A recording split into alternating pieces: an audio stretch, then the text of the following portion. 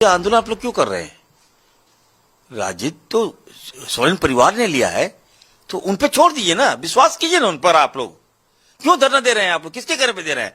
भाजपा तो दौड़ा दौड़ा के हम लोग यही काम करेंगे। वो भाजपा की मीडिया यहां आ रहा है, पूरे हिंदुस्तान में पेश किया जा रहा है, नैरेटिव सेट किया जा रहा है कि झारखंड में युवा धरना पर है। नेट का जो धरना है उससे झारखंड का धरना को कंपेयर किया जा रहा है।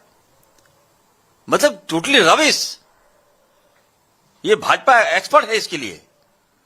इतना अच्छा काम कर रही है हमारी सरकार, मुख्यमंत्री जी के नेतृत्व में हम लोग काम कर रहे हैं, सारे मंत्री अच्छा काम कर रहे हैं। जो डिपार्टमेंट मिला है सब लोगों को कहा गया कि अच्छा एफर्ट दो, उसके बाद भी ठीक है। झारखंड में कोई पेपर लीक नहीं हुआ है, मैं भाजपा को बता दीजिएगा आप।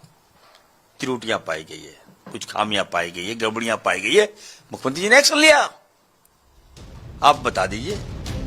मंगलवार को प्रदर्शनकारी छात्रों ने झारखंड के पूर्व सीएम और हेमंत सोरेन के पिता शिबू सोरेन की पुण्यतिथि के मौके पर श्रद्धांजलि मार्च निकाला। उनके हाथों में झारखंड में गुरुजी के नाम से जाने जाने वाले शिबू सोरेन की तस्वीरें थी। इसी मार्च के दौरान हेमंत सरकार के खिलाफ नारेबाजी हुई।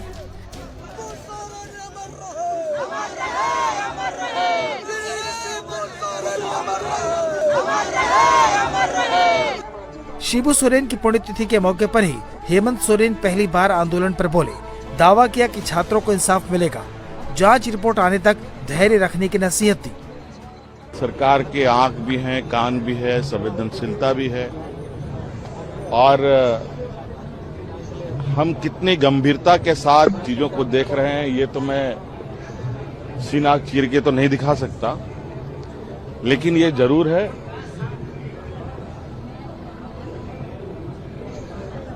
और हमारे साथ तो विशेष रूप से जिस चीज के पीछे हम पड़ते हैं उसको ठीक करके ही दाम लेने का हम लोग का उद्देश्य रहा है। जिस तरीके से जांच दल दिन रात एक कर लगी हुई है,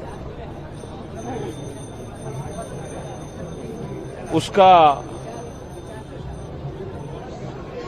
उत्तर का हमें इंतजार है और बहुत जल्द छात्रों के बीच में और राज्य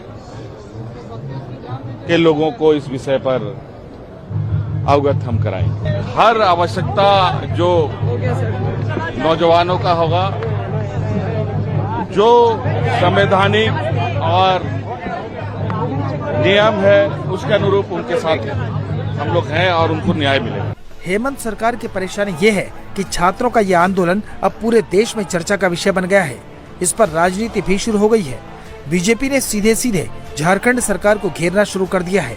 इसका असर दिल्ली तक पड़ रहा है। संसद में सरकार को घेरने के लिए पूरी ताकत लगा रहे विपक्ष के लिए इस मुद्दे पर जवाब देना भारी पड़ रहा है।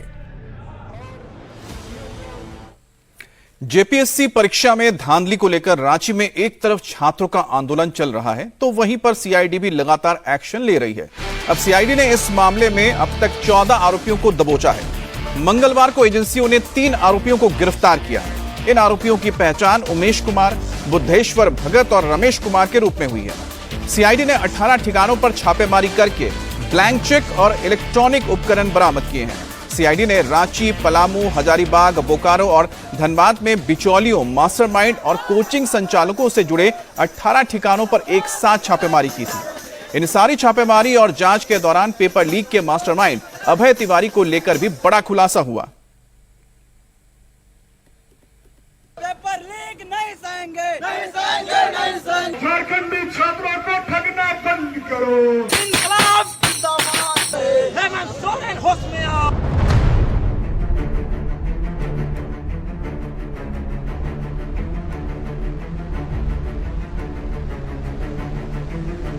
झारखंड में छात्रों के आंदोलन के बीच सीआईडी एक्शन में है। ताबड़तोड़ छापेमारी के साथ साथ गिरफ्तारियां भी हो रही हैं। मंगलवार को सीआईडी ने 3 और आरोपियों को गिरफ्तार किया, जिसके बाद इस मामले में अब तक 14 आरोपी सीआईडी की गिरफ्त में आ चुके हैं। सीआईडी के मुताबिक गिरफ्तार आरोपी परीक्षा करवाने वाली एजेंसी टीडीपीएल के साथ मिलकर काम करते थे। आरोपी अभ्यर्थियों को पास कराने के लिए कथित तौर पर सेटिंग गेटिंग का नेटवर्क चला रहे थे। ये भी पता लगाया जा रहा है कि परीक्षा में सफलता दिलवाने के नाम पर कितने अभ्यर्थियों से कितनी रकम वसूली गई। छात्रों से वसूली गई अवैध कमाई का बंटवारा किन किन लोगों के बीच हुआ। छात्रों के आंदोलन का असर शुरू हो चुका है। पेपर लीक माफिया के चेहरे सामने आ रहे हैं। उनमें से एक चेहरा है अभय तिवारी का। ये वो शख्स है जो झारखंड में परीक्षा धांधली माफिया का पोस्टर बॉय बन चुका है।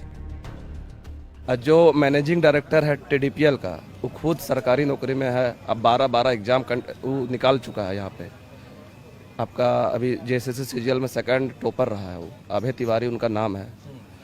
तो वही इंसान इस सीजीएल में भी, इसमें भी आप पीटी पास हो जा रहा। सोचिए एक इंसान 12 एग्जाम कैसे पास कर सकता है। रांची में छात्र जिस परीक्षा को रद्द करवाने के लिए प्रोटेस्ट कर रहे हैं, उस परीक्षा को टीडीपीएल कंपनी ने कंडक्ट करवाया था और नतीजा आया तो सेकंड टॉपर अभय तिवारी निकला। हैरानी की बात है कि अभय तिवारी इसी टीडीपीएल कंपनी का मार्केटिंग मैनेजर भी है। जो कंपनी ब्लैक लिस्टेड है वो हमारे यहाँ का एग्जाम कैसे ले? सवाल तो बनता है। सीजीएल हो गया, उसको रद्द कर दिया जाए। जिस प्रकार का बना हुआ है, जैसे अभय तिवारी का नाम आ रहा है, हम लोग स्टूडेंट है, देख रहे हैं एक व्यक्ति के द्वारा 13 एग्जाम निकाला जा रहा है। उनका भैया का भी निकला है। पेपर लीक का मास्टरमाइंड अभय तिवारी अब सीआईडी के शिकंजे में है। लेकिन अभय कितनी चालाकी से झारखंड में पेपर में धांधली को अंजाम दे रहा था, वो समझिए। अभय तिवारी ये सारा खेल डबल रोल में कर रहा था। अभय तिवारी ने 2 नाम रखे थे। उसने अपना दूसरा नाम मनोज तिवारी रखा था। अभय तिवारी के नाम से गोड्डा ब्लॉक सप्लायर ऑफिसर की नौकरी कर रहा था और मनोज तिवारी के नाम से टीडीपीएल में मार्केटिंग मैनेजर बना हुआ था।